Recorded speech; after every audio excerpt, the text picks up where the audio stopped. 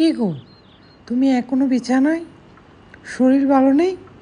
ঠিক আছে, আজ তাইলে আর কাজে যেও না। যেতে তো ইচ্ছা করছে না, কিন্তু আজ কাজে না গেলে সংসারের খরচটা কিভাবে চলবে? সংসার তো একার না। আগে তুমি সুস্থ হও, তারপর কাজ করবে। তুমি আর বাচ্চারা ভালো থাকলেই আমার কষ্ট সার্থক। আমাদের ভালো রাখার জন্য তোমাকে নিজের শরীর নষ্ট করতে হবে না। তুমি সুস্থ। ঠিক আছে, আজ তোমার কথাই শুনবো।